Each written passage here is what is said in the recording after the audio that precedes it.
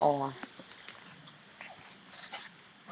hey, good people. Syria Johnson here, and I'm making what I believe will be a quick video just to kind of give my philosophy on transitioning or maintaining the health of our natural hair.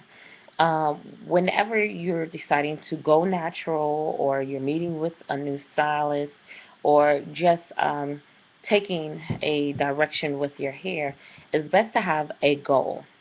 And why I say it's best to have a goal, the styles that you choose to do will determine the direction your hair grows.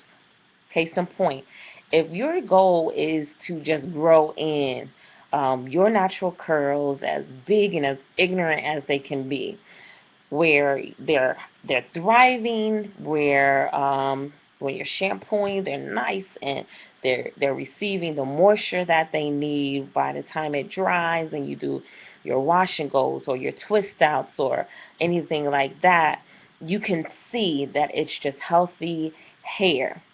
um, your styles, as you grow it out or you transition or you're restoring it, has to be consistent with growing out healthy curls. Straight hair care and curly or kinky hair care are two different worlds. And if you don't have that understanding when you're styling your hair, when your hairstylist is providing you services, you'll ask for or you'll desire styles that will basically undo the investment that you've made into getting your hair, your curls nice and healthy. For example, if you, I'll use two examples. One is growing your kinky curls or your curly hair uh, just full and healthy. If you desire to press your hair, you're running the danger of undoing the growth and the development or the enhancement of your curls because excessive heat, whether from drying or from flat ironing, potentially probably provides damage that loosens your hair, your curl pattern. So if you're one of those who wants to grow out your curl, you have to avoid excessive heat.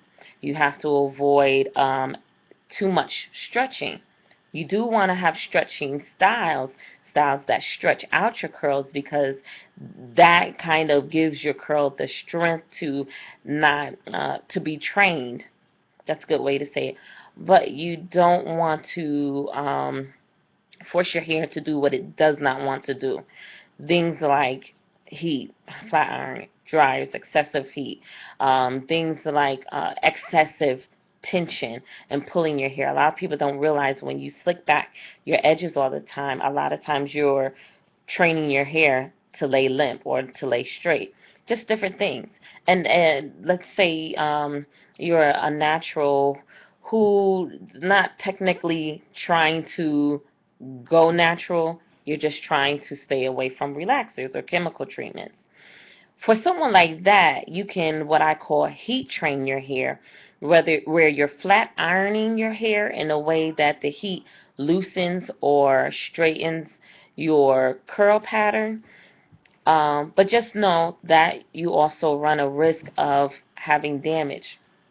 The two types of ways to address conditioning with those two choices: for curls, you have to make sure you're getting the moisture. Curls love hydration. Curls seek moisture. So when you're growing out your curls, you like to grow out styles where you can provide water through spray bottle. You can provide good oils, different things like that. When you're growing out your hair and trying to heat train it, you don't want to have a lot of oil, because the oil is going to weigh down your hair. You want to make sure that in both ways, your hair has the elasticity that it needs, that it's not popping.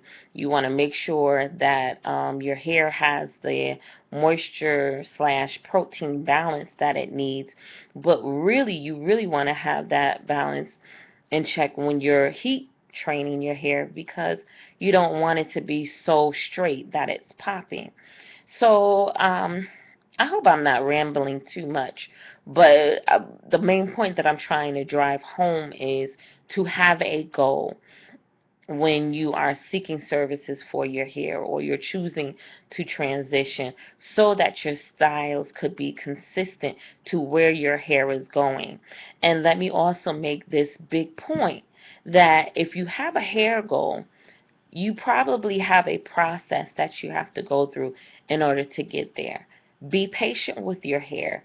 Give it what it needs until it gets to where it needs to be. Because to be quite honest, it's better to go through a season of wash and goes or of twist outs or twist updos or whatever the case is, or not pressing your hair or not putting in the weaves or not putting in the braids, and not going back to the ways that caused the damage in the first place.